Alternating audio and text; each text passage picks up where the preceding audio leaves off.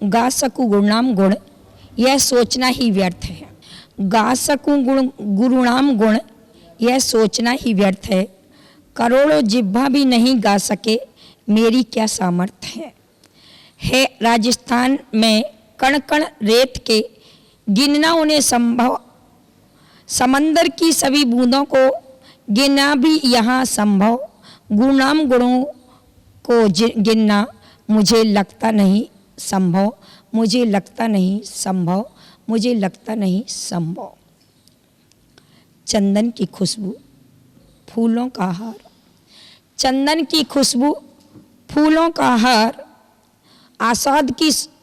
औषध की सौगात, बरसात की फुहार। विमल भक्तों की उम्मीद, विमल सिंधु का प्यार। मुबारक हो विमल भक्तों, विमल रजत ऊर्ध्वारोहण महोत्सव का त्योहार, महोत्सव का त्योहार, महोत्सव का त्योहार। स्मृति के वातायन में यादों का पंछी दस्तक दे रहा है। यादों की कीमत वो क्या जाने जो यादों को मिटा देते हैं। यादों की कीमत वो जानते हैं जो यादों के सहारे जीते हैं। तो चलिए आज मैं किन शब्दों से श्रद्धांजलि अर्पित करूं, इन अमर तत्व को किन शब्दों से तुमसे कहूं। ये तो पहले से तीर्थों के जीवन के उद्धारक हैं, इनका मैं क्या गुणगान करूं। इनका गुणगान तो मधुवन के कणकण से पूछो, मधुवन के कणकण से पूछो। उन पुरानी यादों को तरोताजा करने के लिए मैंने इनको मात्र एक बार ही देखा, लेकिन गुरु के गुण गुरुमुख से सुने। परम श्रद्धे विमल सिंधु आचार्य मिथ्यात्व, अज्ञान, असंयम के अंधकार को हटाने के लिए प्रकाश पुंज, भव्यों के हृदय कमल को प्रमुदित करने के लिए शूरदेव, रत्नात्रय से पशुओं के लिए बैसाखी के सादृश, भव रोगों के नाशक कुशल वैद्य, चैतन्य पौधों को विकसित करने के लिए, प्रफुल्लित करने के लिए पीयूष वाणी के समान, शिष्यों के लिए जनक जननी के समान, और भवकूप में पतित प्राणियों के उद्धार के लिए रज्जू समान। साधना ही जिनका जीवन था, सहनशीलता जिनकी श्रमणत्व की कसौटी थी, प्रतिकूलताओं से खेलने में जिनको अत्यंत प्रियपना था, तन को तपाकर कुंदन बनाया जिन्होंने, कष्टों का क्षय करके कारण अपने जीवन को जिन्होंने पग चुम्बन से संवेश कर, जैसे ऐसे ऊंचे ऊंचे पहाड़ों में जाकर के जिन्होंने साधना की, ऐसे गुरुनाम गुरु के बारे में मैं गुरुमुख से बतला रही हूं कि एक बार गुरुदेव परम श्रद्धे आचार्य विराग सागर जी के क्लास में बैठी थी और उन्होंने कहा संस्मरण के रूप में कि जब मैं क्षुल्लक अवस्था में था और विमल सिंधु के बारे में जब लोग नाना प्रकार की बातें कर रहे थे, तो मेरे मन में उनके प्रति एक परीक्षा लेने के भाव हुए। तो पूर्ण सागर और उनके साथ सिद्धांत सागर, ये दोनों क्षुल्लक अवस्था में गुरुनाम गुरु विमल सिंधु की परीक्षा हेतु उनके संग में पहुंचे और संग में जाकर के देखा कि दिन भर लाइन लगी है, कोई ना कोई के उपाय बता रहे। दिन भर निकल गया और रात्रि में 9 साढ़े 9 पर विश्राम करने लगे तो गुरुदेव के पूर्ण सागर के मन में शंका कि दिन भर तो परोपकार में लगे रहे और अब फिर रेस्ट लेने लगे।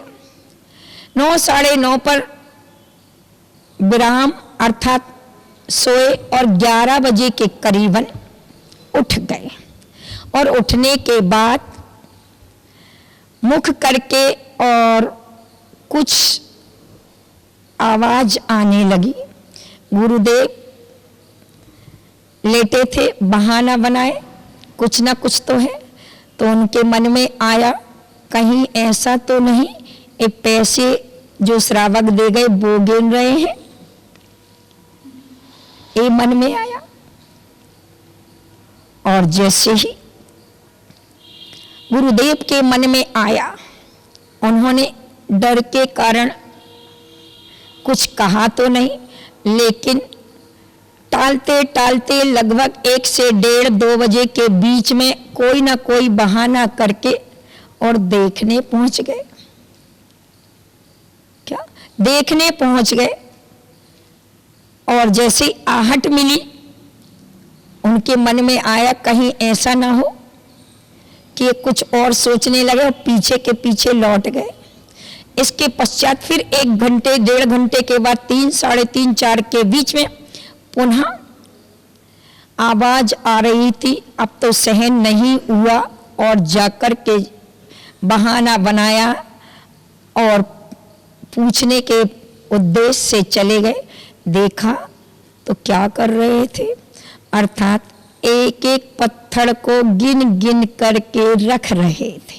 क्या कर रहे थे, पत्थर को पत्थर के रख के गिन रहे थे, माला कर रहे थे। आवाज आ रही थी, कान में ऐसा लग रहा था जैसे चिल्लर गिन रहे हो, सिक्के गिन रहे हो। जब गुरुदेव ने देखा और आकर के लेट गए, फिर प्रातः काल होते ही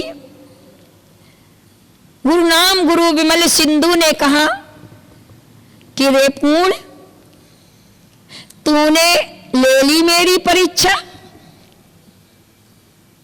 क्या मन में था कि मैं नोट गिनता हूं? अब विचार कर ले, तू परीक्षा लेने आया था कि तू स्वयं पास होकर यहीं बैठेगा। आज ही तेरी, कल तेरी, मेरे ही हाथों से दीक्षा। क्या तू मेरी परीक्षा लेने आया और कल तेरी मेरे हाथों से दीक्षा? इतने निमित्त ज्ञानी कहते हैं कि जैसे पैसों में क्रय शक्ति विद्यमान है, वैसे ही उन गुरुदेव गुरुनाम गुरु विमल सिंधु में भी वही आकर्षण, वही वात्सल, वही निमित्त ज्ञान समाहित विद्यमान था। जैसे एक पैसों में शक्ति, जैसे एक धन लोलुपी व्यक्ति धन के कमाने के लिए निरंतर निरंतर सतत सतत उसी में लगा रहता है, उसी प्रकार से गुरुनाम गुरु भी भले ही पर के उपकार के लिए थे, दिन भर पर का उपकार करते थे, लेकिन रात्रि में 9 बजे 10 बजे से लेकर 11 बजे से लेकर के यानी कि 4 साढ़े 4 बजे तक इतनी संवेशकर की यात्रा करते थे। प्रतिदिन यात्रा करते थे, प्रतिदिन हर क्षेत्रों की ध्यान में यात्रा और 200 माला फेर करके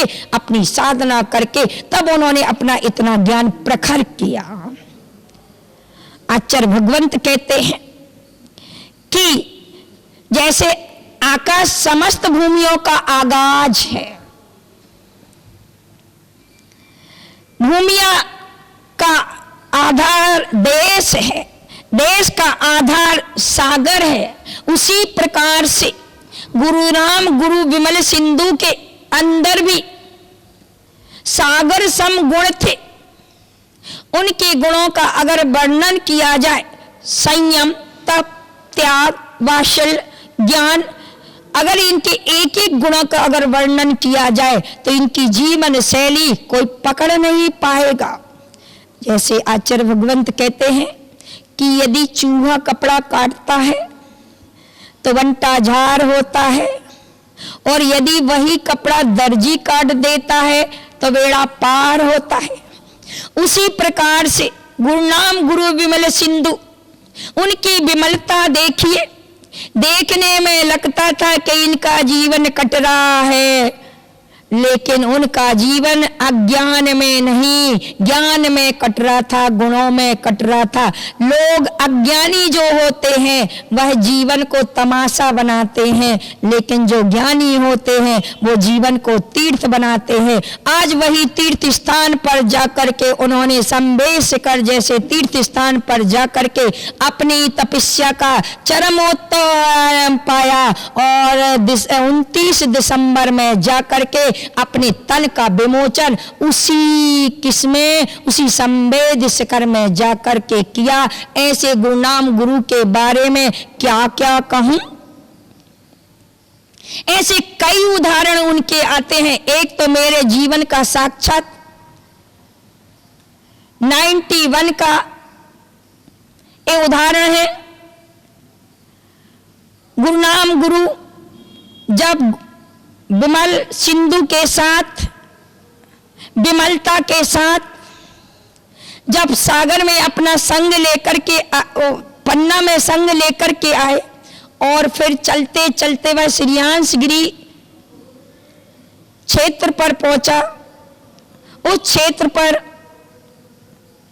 परम श्रद्धेय गुरुदेव विराग सागर जी का चतुर्मास, उस समय संग में हम लोग नहीं थे, बस दर्शनार्थ गई थी। और दर्शनार्थ जब गई तो विमल सिंधु के चरणों में सारे लोग अपनी अर्जियां लगा रहे थे। इसी अंतराल में वहीं की अनीता नाम की, जो आज वर्तमान में बिंदश्री पद पर स्थित आरिका, उसने पूछा कि मेरा पेपर ठीक होगा कि नहीं।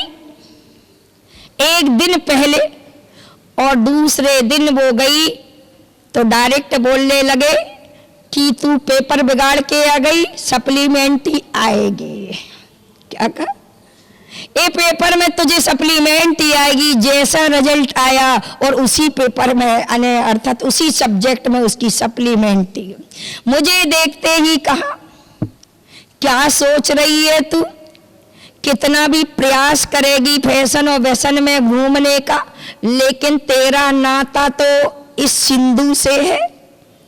अर्थात परम श्रद्धेय गुरुदेव के सामने उंगली दिखाते हुए कहा कि ये तुम्हारा नाता इनसे है। मेरे लिए बात दिमाग में बैठ गई, ये क्या कह रहे हैं। या तो तू घर को बिगाड़ेगी या तू घर को बनाएगी। बात समझ में ना आई कि क्या बोल रहे हैं। अंतोगत्ता मैंने जो रिलेटिव थे उनसे कहा कि गुरुदेव का क्या शब्द है, क्या कहना चाह रहे, अभिप्राय क्या है। उन्होंने मैं अकेले में जाकर पूछा क्या कह रहे थे। ये हमारे रिलेटिव अर्थात हमारी बुआ थी वहाँ, तो उन्होंने जाकर के पूछा तो उन्होंने कहा कि ये लड़की इतनी होनहार है कि आगे चल कर के अभी गृहस्थी का अर्थात उस समय मेरी माँ की डेथ, तो घर का पूरा जिम्मेदारी मुझ पर, तो सभी को यही थी कि ये घर की जिम्मेदारी पूरी निभाएगी और पूरे अच्छे से चलाएगी। अब उन्होंने डिटेल जब बुआ से किया, उस डिटेल का सारांश ये था कि क्यों नाहक में इसके साथ वो कर रहे। ये तो कुछ ही समय बाद ऐसे उछटेगी जैसे चना भूंजते हैं ना, तो कभी कभार जो फूले चने वो जल्दी से निकल जाते, ऐसी ये बिना निमित्त के ये ऐसी निकलेगी कि दोबारा मुड़ेगी नहीं। तो घर को बनाने वाली अर्थात एक ऐसा नाम रोशन करेगी जो कुल पूरे खानदान में नाम रोशन नहीं किया, वो नाम रोशन ये लड़की करेगी। ये इसका अभिप्राय है कि घर को नहीं, एक घर को मिटाएगी, अर्थात वैराग्य के घर को बनाकर राग के घर को मिटाएगी। ये उनका वाक्य आज जीवन में अभी तक याद रहता है कि ये इतनी विमलता को, इनका ज्ञान इतना विमल था कि वो आज इतनी विमलता दे रहा है कि आज तक वो अपने दिमाग में, मेरे दिमाग में बैठा है कि आखिर में उस समय के जीव ने ऐसे क्या पर मेरी पर्याय में देखा था जो आज इस विमलता में झलका था। ऐसा निर्मल ज्ञान, ऐसा विमल ज्ञान यदि अपन को विमलता प्राप्त करना है तो आचार्य भगवंत कहते हैं ऐसे विमल सिंधु के बारे में भले ही पहले कोई कितना भी कुछ कहे, पर आज उनके अगर गुणों का स्मरण किया जाए पूर्व से लेकर पश्चात तक, अगर उनका गुणगान किया जाए या याद किया जाए तो उनके गुणों को एक अंश में भी नहीं व्यक्त कर सकते हैं। एक बूंद पानी से किसी का स्नान करना होगा यदि उनके गुणों के बारे में कथन किया जाए। तो मैं आज ऐसे गुरुनाम गुरु के चरणों में इतना ही कहूंगी। भगवान से क्या कि उनकी जो महायात्रा 25 वर्ष पहले जिन्होंने अपने इस देह को बोधि समाधि पूर्वक समापन किया था, रत्नात्रय की साधना के साथ, समता के साथ जिनकी बुद्धि थी वही विमल बुद्धि ऐसी प्रखर हो, उनकी महायात्रा ऐसी चलते चलते कि वह उन्हें साक्षात निश्चय रत्नात्रय की प्राप्ति हेतु उनका श्रद्धान वह आत्मा जहाँ भी हो, अर्थात देवगति में, भावना तो यही है कि देवगति में वह जीव रह करके अपने लक्ष्य को भूले नहीं। मैं भगवान से या गुरुदेव से या विमल नाथ से यही उन्नति की कि आपकी उन्नति के लिए हर पल प्रार्थना करती हूँ, करती रहूंगी और करती थी। मेरे प्रभु, मेरे गुरुनाम गुरु, मेरे आराध्य देव हर तमन्ना पूरी करना, उनकी मंजिल उन्हें उसी समय पहुंचाना कि उनकी यात्रा सफल हो जाए, अर्थात उन्हें निरंतर रत्नात्रय की याद बनी रहे, उनके विमल ज्ञान में वह विमलता सदा के लिए समाई रहे और ये रजत जयंती उनको रजतमय, उनकी परिणाम रजतमय बनाए और रजतमय परिणाम बनाकर उन्हें उनकी मंजिल तक पहुंचाए। इन्हीं पवित्र भावनाओं के साथ, त्रय भक्ति के साथ श्रद्धा करूं समर्पित, श्रद्धा करूं समर्पित, वाणी करूं समर्पित, मेरी भावना समर्पित, मेरी कामना समर्पित, चरणों में सर झुकाकर कहती हूँ गुरुदेव, चरणों में सर झुकाकर कहती हूँ गुरुदेव, बस आपके लिए मेरी साधना समर्पित, मेरी साधना समर्पित, मेरी साधना समर्पित। इन्हीं पवित्र भावनाओं के साथ आपकी यह विमलता सदा कायम रहे। यह निमित्त ज्ञान आपके लिए केवल ज्ञान में परिवर्तन कराकर विराग विद्या में मिलकर विमलता को प्राप्त करे। इन्हीं पवित्र भावनाओं के साथ त्रय भक्ति, सिद्ध भक्ति, श्रुत भक्ति और आचार्य भक्ति सहित 9 कोटि से उनके चरणों में बारंबार नमोस्तु नमोस्तु नमोस्तु। इन्हीं पवित्र भावना के साथ बोलिए गुरुनाम गुरु विमल सागर महाराज की।